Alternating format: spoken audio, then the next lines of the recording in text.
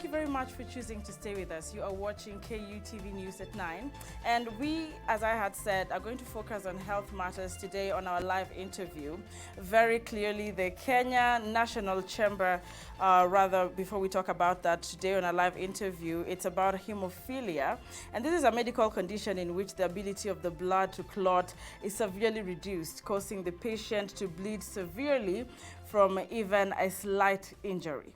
Now, this is very serious, and our panel today brings together Dr. Kibet Shikuku, a lecturer at the University of Nairobi and a hematologist at the Kenyatta National Hospital.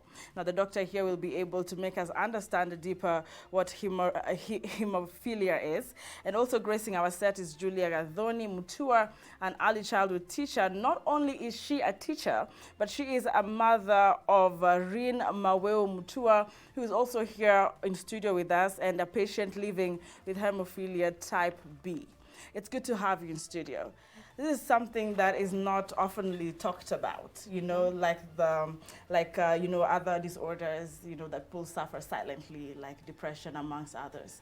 However, it's really good to have you. On my far, right is Daktari. Daktari, how do you feel about being here today? I mean, it's nice to be here. I've never been to KU, at least to share what I have, with the rest of the public. And more so, the community around KU and those that, benefit from your discussions. So thank you very much. The smile shows the passion. It's good to have you. And there's a young gentleman with us. Rin, how are you today? I'm feeling great. Closing school? Yeah. And now you're here to, of course, share your story with someone back at home. It's good to have you. How do you feel about being here? It's a pleasure. Thank you for coming. And Mommy, how are you? I'm doing well. It looks like it's been a long journey bringing up Rin. It has been a long journey. But you are strong. I'm strong. And I also have another one. I had another baby also, 2 years, with the same condition. Oh. Yeah. Wow, so there's a lot to learn from my panel today, if you allow me to call you my panel. Now, just to start with Daktari, so that we get, the basic, facts about this particular condition. Some people don't even understand it. They've not even heard of it. Hemophilia. What causes this particular disorder? And of course, you can also combine, very briefly to share, is it genetic before, we even go deeper into the transfer and how this happens in being termed genetic disorder? yeah, so thank you first of all for this opportunity. Hemophilia, hem stands for blood. Philia means loving, so it's blood loving. And basically, this is a disorder that is associated with, bleeding generally. I'll possibly just mention very quickly that hemophilia is mainly a congenital bleeding disorder. So that essentially means you inherit it, you are born with it. Majority of the patients apparently are born with this disorder. But you can also acquire hemophilia. You are born normal and then, unfortunately, really? Yes, you end up with a bleeding disorder called hemophilia. So, as I said again, for those of us that express or exhibit this disease, majority tend to be men rather than women. Okay. And I'll try to explain why that possibly is the case. Our ability to clot is purely pegged on the X chromosome. So the X chromosome carries the gene that produces clotting factors. And so if your mother passes to you an abnormal X, remember men have only one X and a Y. Women at least have two X's. Two X's, yes. So a man with an abnormal X is most likely going to express a bleeding disorder because the X that they have is abnormal, and that's why the disease tends to express more in males more than females. All right. Yeah. Is that now because the X is that is what makes it a genetic disorder? Yes. So basically, if the X chromosome has a problem, then the mother will pass it over to their sons. So the sons will actually express it because they don't have any other form of, let me say, they won't have the capacity to produce proteins that are necessary for clotting. Thank you, Dr. Because the people are commonly asked question is hemophilia transferred by the father? So it is very good that you made that also very clear. Yeah. Now, just before we go to Mom and Reen, what is the difference? And I'm told there are 2 different types of hemophilia. Actually, there are three different types of hemophilia. Please break down. So basically, we have what we call hemophilia A. So first of all, before I get into the various types, basically for the body to be able to form a clot, you have a series of proteins that tend to be inactive within our circulation. Now, once you stimulate and activate those proteins through a cascade of events, so one will lead to another, through a cascade of events, you have about 12 to 13 proteins that are activated. Each activation requires the other, for it to be activated. And so if you pulled away one of those proteins within that cycle, you discontinue clot formation or the ability to form a clot. So because of that, patients would lack some of those proteins. These proteins have been given numerical numbers from 1 to 13. So you will hear patients say, I lack factor 8, which means one of those proteins is lacking within that cascade. And so you are unable to form a clot at the end of the day. So majority of the patients that lack factor 8 are classified as hemophilia A. Okay. Those that lack factor 9 are classified as hemophilia B. Those that lack factor 11 are called hemophilia C. C, all right. A and B are the commonest. Okay.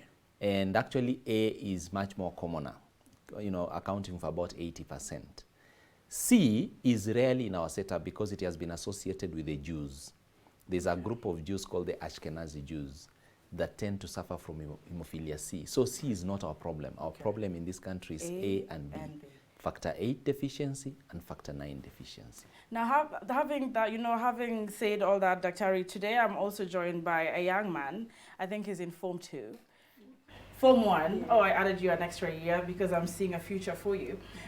Reen here is suffering from hemophilia B. Reen, allow me to talk to your mom here, Mrs. Mutua, before we talk to Reen. When did you realize, or when did you discover that Reen was suffering the hemophilia? When Reen got his first immunization, he got a swelling. Okay. It was really a big swelling on his thigh. So I thought it was normal because I was first-time mother. Then later, after some years, 1.5 years, when he started walking, he developed a swelling in front of his face. Then I took him to a private doctor. He told me, no, take your kid to Kenyatta Hospital. So from there, when they were trying to get his vein to do blood test, he got a very big swell again. Then that is the time when the doctor decided to do the test of hemophilia on him, and they confirmed that he had the bleeding disorder. Yeah. So it's not like you get to bleed so that we know that you have a disorder. Dr. Because I'm hearing about swellings. And then he was diagnosed with hemophilia. Please break down how you would, diagnose or know you have symptoms of hemophilia. Yeah. So basically we have 3 levels of severity of the disease. We have patients that we classify as severe, others as moderate, and mild bleeders. Now, severe bleeders, and sometimes even mild and moderates, tend to have spontaneous bleeds. Nobody touches you, you are seated, you are relaxed, and then you start bleeding. Nobody has done anything to you. Now, those are the severe cases. So, first of all, for patients with these bleeding disorders or born with these bleeding disorders, you can actually almost tell at an early stage, as early as at birth, that they most likely may be exhibiting a bleeding disorder. Okay. At birth, the child will tend to, because especially if they are being born through the normal process, through the normal birth canal, they would tend to have a tower, a much higher, bigger tower head because of bleeding into the scalp. When you detach the cord, the umbilical cord, at birth, they'll again tend to bleed a little longer than the ordinary child. So a mother who has had other children can easily tell that, oh no, this bleeding looks a bit more abnormal than the normal child that I possibly may have had. But if that is their first child, then they'll not be able to tell.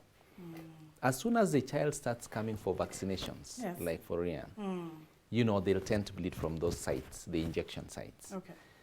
When they start crawling, any pressure site, any site that comes into contact with any hard surface starts to manifest bleeding. When they start getting busier, they'll again become, they'll easily bleed. When they knock themselves against some hard object, they'll bleed. It gets more complicated if they get cut. So bleeds can be internal, so you may not be able to see, vis-a-vis external bleeds that you can see. So there are aspects of internal and external bleeding. Exactly. Dr. I'll come back to you, but there is a very interesting story Rian has here for us.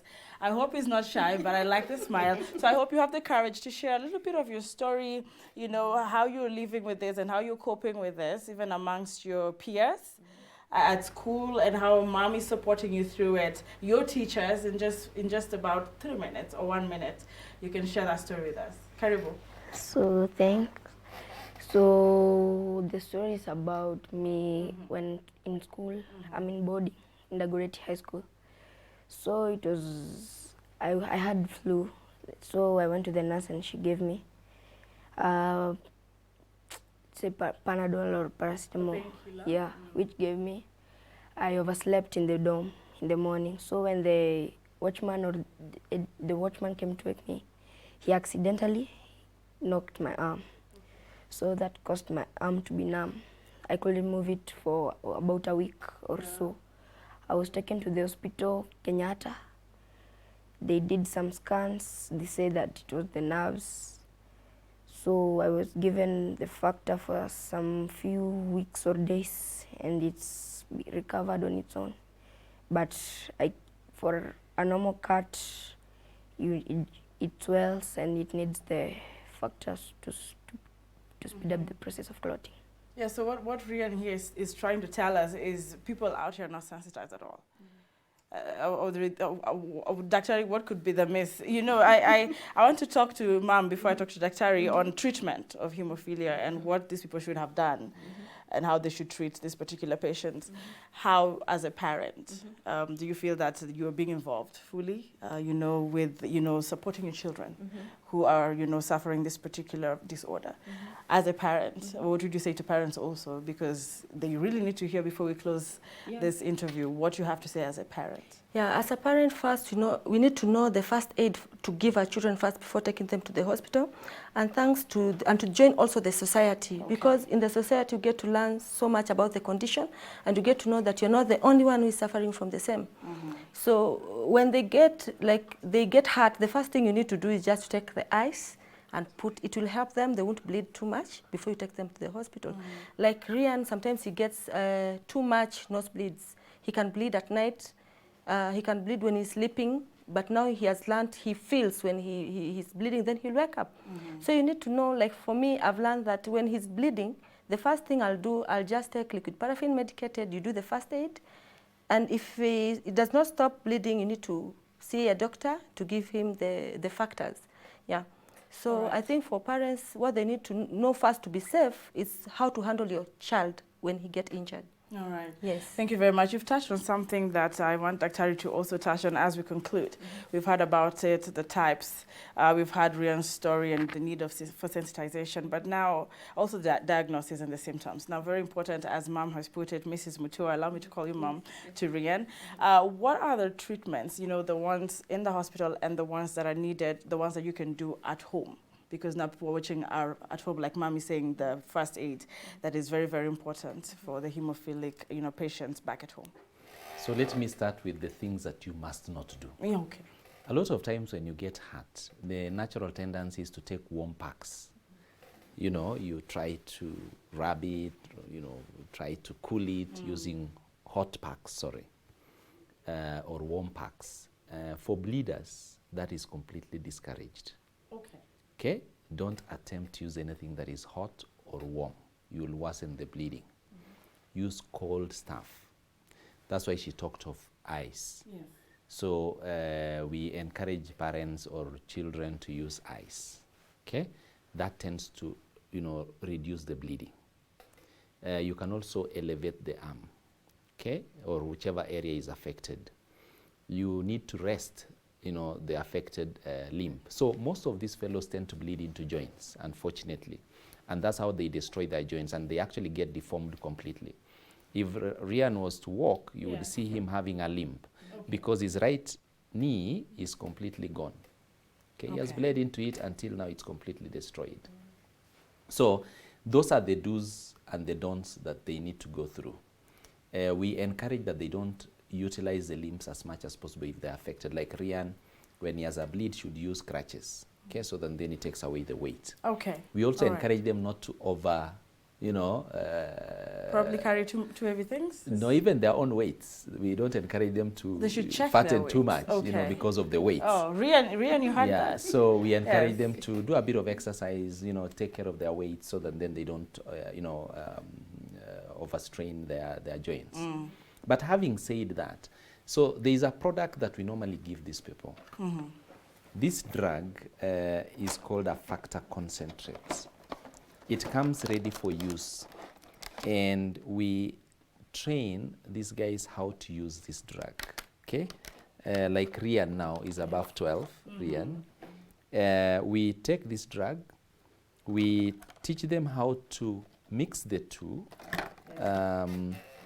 And basically, so this is a fluid that is used to, make this powder dissolve. All right, so you mix it all So you mix it all together. There's actually, this is what we use for mixing, and anybody can do this at home. So we train them how to mix. The mothers know how to do the mixing. Okay. The fathers can be able to do. Children above 12 can actually mix this on their own. All right. And there's a needle that we give them, Okay. and they can actually be able to infuse themselves. Now, the mother said Ian knows when he's about to bleed, because they usually have a sensation. We call it an aura. All right. It is a feeling, and that feeling is so classical. They know I'm about to bleed from this joint. So when that aura comes, we encourage them to infuse themselves.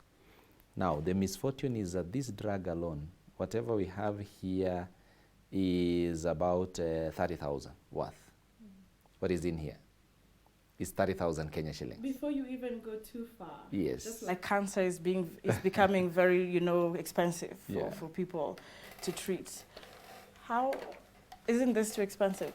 Actually, I keep saying that's why people with bleeding disorders of this kind do not just suffer, psychological torture. Yes. They suffer financially. If Mama Rian was to tell you what she goes through, she literally has to keep watching her children. Yeah. Okay. So when does she work? When does she take care of her usual chores? So basically, these are people who are completely, frustrated. Men tend to take off when they realize that there is a problem in the home. Okay, all right. So again, that compounds problems. And we know that there are a lot of families that have been left alone. And of course, the worst is when you start losing children. We do home visits, and we visited places where people have lost 2-3 children. And so treating these patients is not as easy. And this is one reason why we've been trying to fight with the government. And again, without really saying much, the government has been very helpful. All right. Our parliamentarians have been very remarkable people. I think we have one of the best parliaments in this country. This is a unique one. Yes. We've not heard most people say this. But no, personally, I think I have my own testimony. All right. And I think when people do good, it's good to thank them. Our parliamentarians have really been supportive. Okay. And we've discussed on procuring these drugs for our patients. And so the ministry, the Kenyan government, through parliament, hopefully will be able to purchase this so that then we can infuse these children and give them drugs. In fact, Rian is supposed to be having this in school. When he has this feeling, so he can infuse himself, right. he can sit for an exam. Actually, when they infuse themselves, they are normal people. Amazing, Yes. amazing.